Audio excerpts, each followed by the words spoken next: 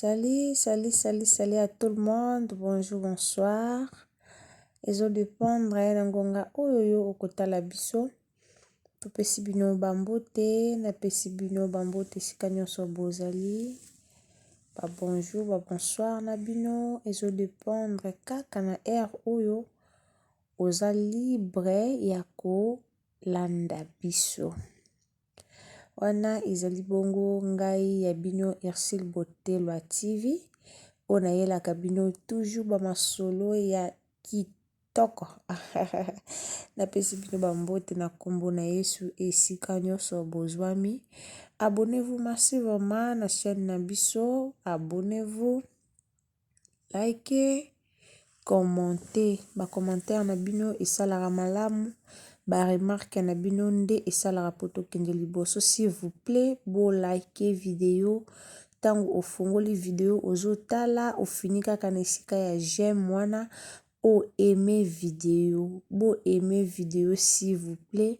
Bo aimer vidéo ekozala malamu mingi.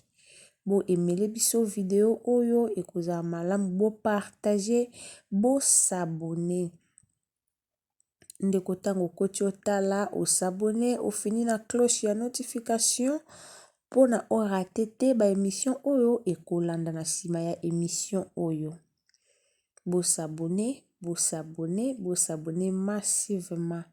Napesi bino bambote wana ya ngai ya bino Ercile Botelwa. Sans plus tarder bozo mona bino moko ba photo na tie na miniature na ngai. Bozo mona nini o ngai na tie na miniature na ngai. Moi problème moko ezali. Boyebi toyaka liboso na bino kaka soki tozwi ba information o eza vrai nde toyaka nango liboso na bino. Toyaka na lisolo lukuta te, toyaka kokosa te, toyaka kobeta kaka lisolo o eza vrai pona kopesa ba conseil yango nde toyaka liboso na bino. Pona kolamusa mpe bandeko oyo baza na boyebi te nde toyaka liboso pona kolamusa libota.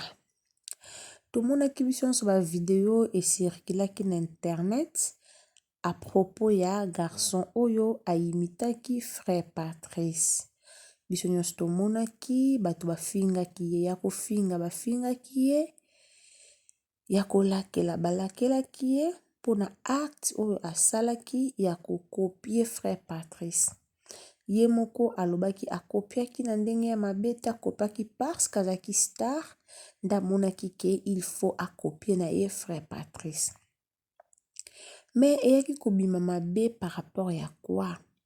Par rapport ndenge ayaki kopie frère Patrice na défaut na ye.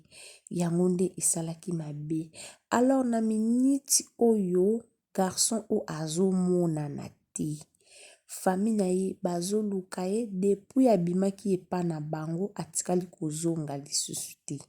Selo ba raison di ya bato tozoyoka o akufi me toza nano sir na information wana te. Toyebi te c'est vrai ou c'est faux. Toyebi yango nano te. Mais azomonana te. Famille na ye bazo déclarer, famille na ye bazo koluka ye depuis abimaki jusque là amonani te. Bandeko toyebi te likambo nini ekomeli ye toyebi te. Ba enlevé ye toyebi te. Ba bomi ye toyebi te. Mais na minute o famille na ye eza koluka ye po azomonana te. Donc toyebi te soki bakomona ye ndenge nini. Donc epesi pasi libota na ye, mama na ye komona mama na ye ndenge bandaki kodeklare na papa na ye bandeko na ye badeklare. Tomoni ba video susu esirkile na réseaux sociaux ya bandeko na bango ndenge bazo deklare disparition ya mwana bango. Bazo deklare mwana bango aza côté dispari. Azomonana te.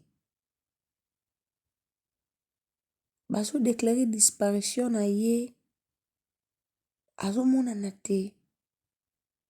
toyebi te aza wapi, toyebi te baenleve ye, toyebi te babomi ye, toyebi te ye moko abatami, tozoyeba te bandeko na ngai.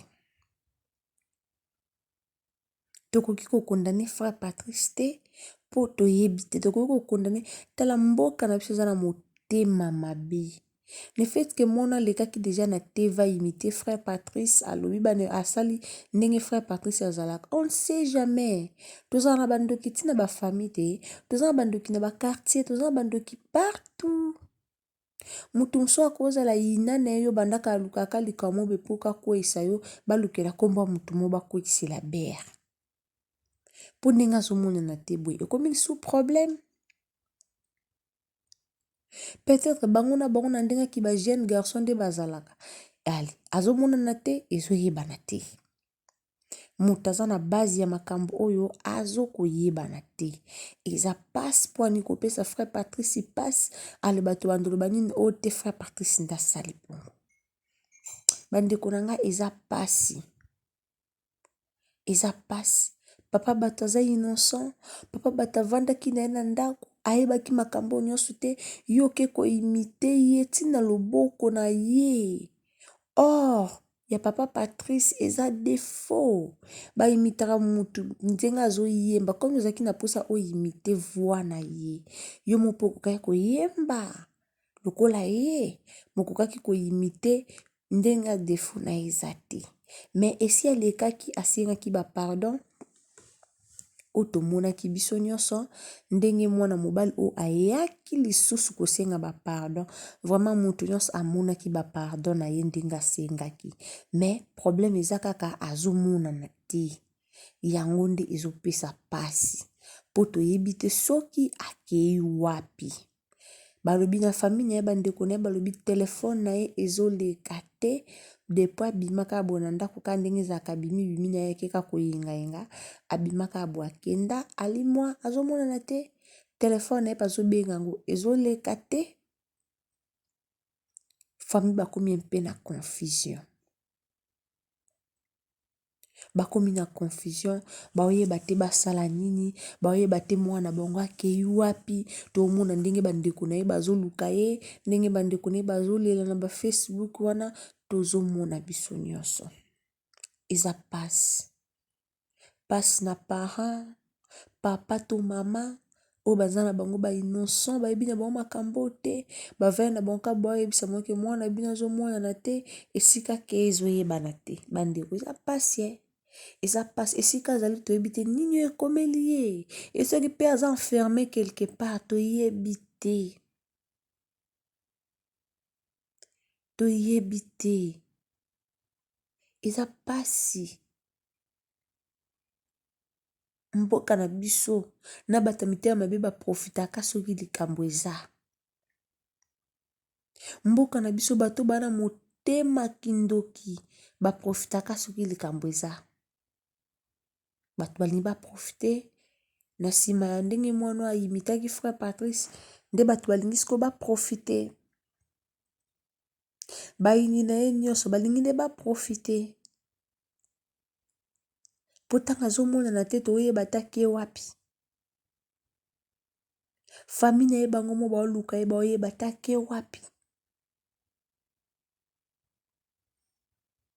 Mutu nyonso azoluka ye na famille na ye. Potanga abimaka lukwa nde ezalaka ba jeune garçon abimi na ye azozonga. Mais ye banda bima azonga te. Tina moya lelo banda bima atikala kozonga te. Nde ba parents na ye bandeko na ye baleki na ba réseaux sociaux. Peut-être mutu moko akoko yeba ye. Peut-être mutu moko akoko yeba ye akoko yeba ate ye mutu boluka. Ea pasi. Eza pasi. Eza pasi. Tala passion ba famille ndeko o bazui.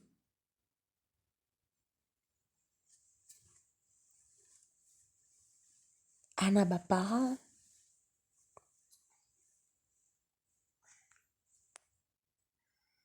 ana bamembre ya famille na ye eske bakozala nango esengo ya mwana bango ndenge azomonana te, tandis ke touti komona biso nyonso mwana bavideo na ye ndenge esirkulaki na ndenge awuti kosenga pardon touti komona.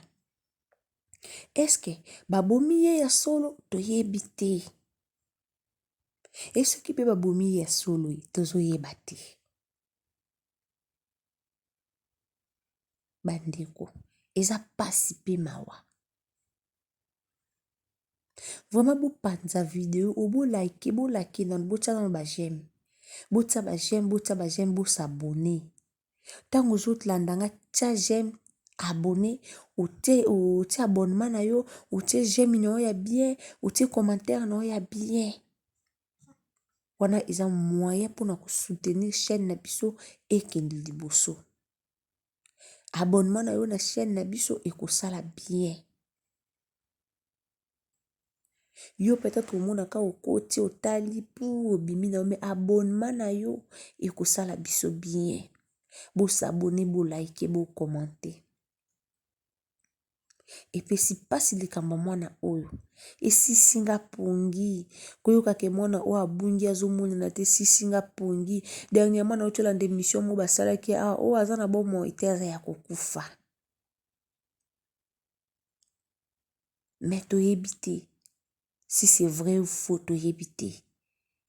Après lelo na yesu kolanda na Facebook famille na ye ndenge bazo déclarer ke mwana bango azomonana te. Famille na ye mobimba banoko bapapa kulutu.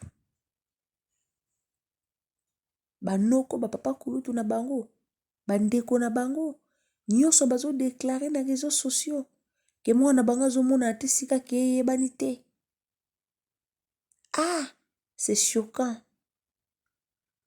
Mwana akoli deya komi jeune garçon boy. Abungi. O asengaki deya bolimbisi. Vraiment eza pasi mingi. Eza pasi mingi bandeko.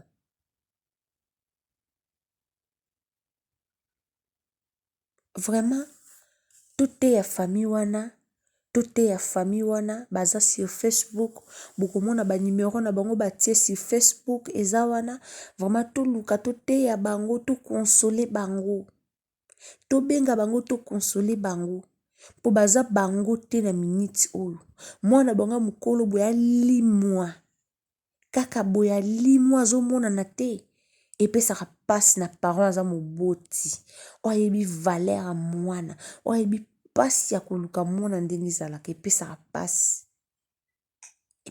pasi bandeko nzambe ayalola abatela biso nazalaki na esengo te nayokosala émission na esengo te nayoki mabe mwana oyo abungi kaka boye esikaki eyebani te nayoki mabe nzambe alola abatela biso nazoshite na nga na fin ya émission na ngai nous sommes à la fin nzambe wana abatela biso tika nzambe wana asunga mwana oyo esika nyonso azala libéré soki banlevaki ye nzambe frappé bango na aveuglement batika ye po asalaki deja geste oyo eza malamu ya les gens bazo kosenga ba pardon te asalaki geste moko malamu asengi pardon en public asengi pardon na réseaux sociaux